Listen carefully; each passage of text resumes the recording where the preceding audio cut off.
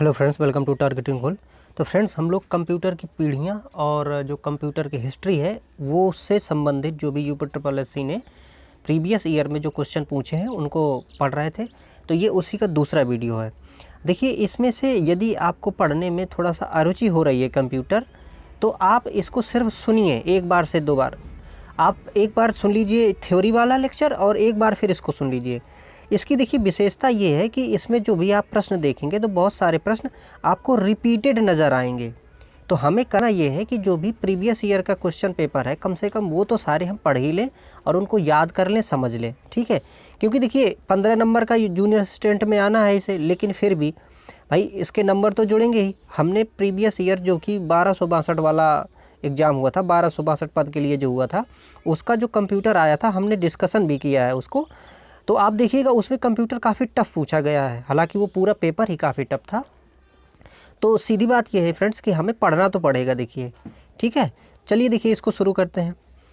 तो इसमें पहला प्रश्न है, एनियाक पहला स्वचालित सामान्य प्रयोजन वाला डिजिटल कंप्यूटर है। एनियाक का फुल फॉर्म पूछा गया है और ये पहले भी देखिए कई बार पूछा गया है। और एनियाक जो कंप्यूटर है ये कई बार पूछा गया है और ये पहले जनरेशन का कंप्यूटर था। तो इसका फुल फॉर्म क्या होता है? इसका फुल फॉर्म होता है friends, electronic numerical integrated and calculator. तो ये होता है इसका फुल फॉर्म। और ENIAC कंप्यूटर इसलिए भी बहुत महत्वपूर्ण हो जाता है कि अमेरिका में जो इसकी फोर्स पावर थी, मारक क्षमता थी, उसको बढ़ाने में ENIAC कंप्यूटर ने बहुत अपनी भूमिका निभाई थी।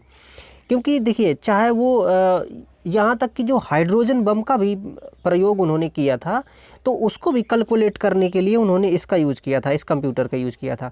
तो देखिए, कंप्यूटर जो हमारा होता है फ्रेंड्स, कंप्यूटर सिर्फ ऐसा नहीं है कि सिर्फ किसी एक काम के लिए या हमें सिर्फ फाइल बनाने के लिए ही काम आता है। आज देखिए, आज का जो जनरेशन है या आज की जो चीज़ है, सब कुछ कंप्यूटर बेस्ड है। इसलिए कंप्यूटर हमें सामान्यतः भी जानने की बहुत ज़रूरत है। क्योंकि देखिए, आर्टिफिशियल इंटेलिजेंस जिस तरह से अभी आ रहा है और इसके साथ साथ में देखिए जो AI जो अपना काम कर रहा है वर्तमान में, इसके साथ LLM है जो, और जो आगे क्वांटम कंप्यूटर आने वाला है, तो ये पूरी दुनिया को बदलने वाला है। तो इसलिए कंप्यूटर हमें वैसे भी थोड़ा सा जानने की तो ज़रूरत है ही है और अपने एग्ज़ाम को पास करने के लिए तो है ही। अब देखिए, दूसरा इसमें प्रश्न पूछा गया था कि पहली पीढ़ी के कंप्यूटरों में और खाली स्थान यहाँ पर का प्रयोग किया गया था। तो पहली पीढ़ी के कंप्यूटर ने क्या उपयोग किया था? तो इसमें से वैक्यूम ट्यूब। अब वैक्यूम ट्यूब को देखो हिंदी में क्या बोलते हैं? निर्वात नलिका, है ना। तो वैक्यूम ट्यूब का उपयोग किया था। अब देखिए, ये वाला जो प्रश्न है ना कि पहली पीढ़ी में क्या उपयोग किया गया, क्या उपयोग किया, कई बार पूछ रहा है। तो आप सिर्फ याद रखिए कि भाई वैक्यूम ट्यूब में जो ये पहली जो जनरेशन थी उसमें वैक्यूम ट्यूब यूज किया जाता था। और उसके क्या नुकसान थे कि भाई वो बहुत ज़्यादा हीट जनरेट होती थी, उससे बड़ा साइज हो जाता था कंप्यूटर का, काम करने वाले को दिक्कत होती थी।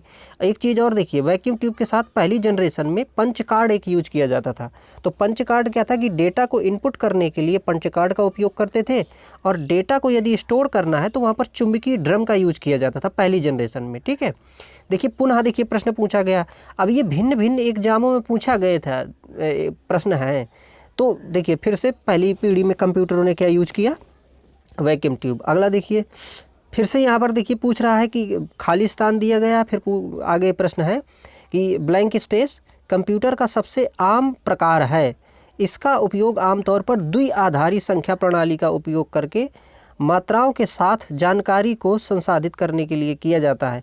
अब यहाँ पर देखिए, द्विआधारी ये जो है इसका मतलब क्या है? बाइनरी है, बाइनरी नंबर। द्विआधारी संख्या किसको कहते हैं? Binary number.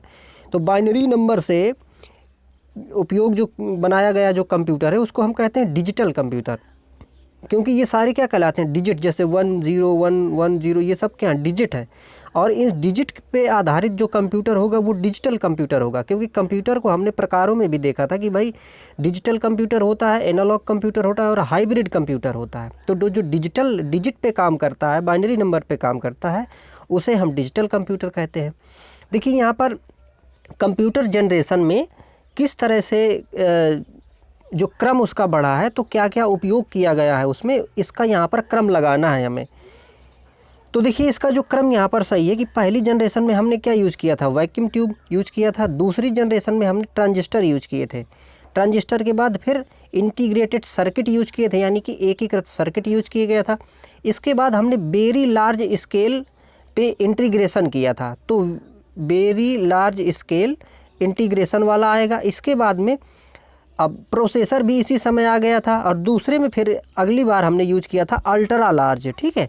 Ultra large scale पर हमने स्टिमुलेशन किया था, या कहें कि उनका इंटीग्रेशन किया था।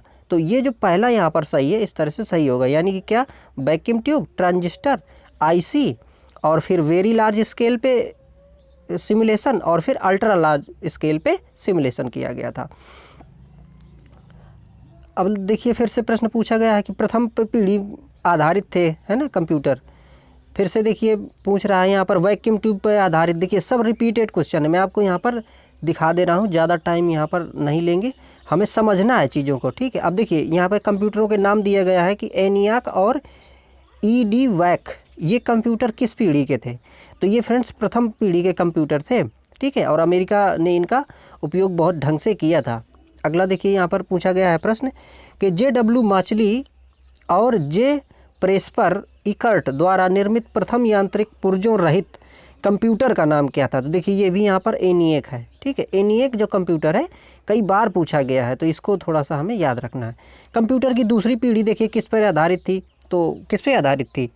अब देखिए इसको हिंदी में क्या बोलते हैं? ट्रांजिस्टर को हिंदी में बोलते हैं फ्रेंड्स प्रथनकों। तो जब भी आप ये हल कर रहे हो पेपर, तो इसमें हिंदी के साथ साथ में इंग्लिश का वर्जन भी देखें कि आखिर क्या बोल रहा है ये, ठीक है। तो प्रथनकों मतलब ट्रांजिस्टर का यूज किया गया था दूसरी पीढ़ी में। फिर से देखिए वही प्रश्न पूछा है कि भाई दूसरी पीढ़ी में क्या यूज किया गया है, ठीक है। अब देखिए कितनी बार रिपीट हुआ है। अब देखिए एक चीज़ यहाँ पूछा है कि भाई जो हमने इंटीग्रेटेड सर्किट का जब यूज किया, इंटीग्रेटेड सर्किट का, तो उससे सबसे बड़ा फ़ायदा क्या हुआ था हमें? सबसे बड़ा फ़ायदा ये हुआ था कि वहाँ पर विश्वसनीयता जो है इसकी कंप्यूटर की बढ़ गई थी, क्योंकि जो काम होने लगा था वो बहुत विश्वसनीय होने लगा था, ठीक है। अगला देखिए प्रश्न क्या पूछा गया है, इंटीग्रेटेड सर्किट सर्वप्रथम किस श्रेणी में यूज किया गया था? तो थर्ड, है ना, तीसरी श्रेणी के जो कंप्यूटर थे उन्होंने इंटीग्रेशन का आईसी का यूज किया था। आधुनिक कंप्यूटरों का लघुकरण संभव हो सका है। तो लघुकरण क्यों संभव हो सका है? उसमें से जो पहले आकार बहुत बड़ा होता था, तो छोटा आकार क्यों होगा? क्योंकि हमने आईसी यूज कर ली, इंटीग्रेटेड सर्किट चिप्स जो हैं उनको हमने यूज किया, तो आकार छोटा हो गया। IBM 360 और IBM 370 ये कंप्यूटर संबंधित हैं, तो किस पीढ़ी से संबंधित हैं? ये है तीसरी पीढ़ी से संबंधित हैं, जब हमने आईसी का यूज यहाँ पर किया था। आईसी के वर्गीकरण का आधार क्या है? देखिए तो ट्रांजिस्टरों की संख्या। कैसे? जैसे आईसी में देखिए पहले हमने क्या किया कि ट्रांजिस्टर आया, फिर उसी ट्रांजिस्टर को हमने एक आईसी में कई ट्रांजिस्टर यूज कर लिए यहाँ पे, और इसी के आधार पे हमने आईसी को डिवाइड कर लिया। जैसे स्मॉल स्केल इंटीग्रेशन, मतलब SSI, यानी कि स्मॉल स्केल में हमने इंटीग्रेशन किया यदि ट्रांजिस्टर का किसी चिप के अंदर, तो उसे हमने ये नाम दे दिया। इसके बाद मीडियम स्केल पे अगर किया तो MSI दे दिया।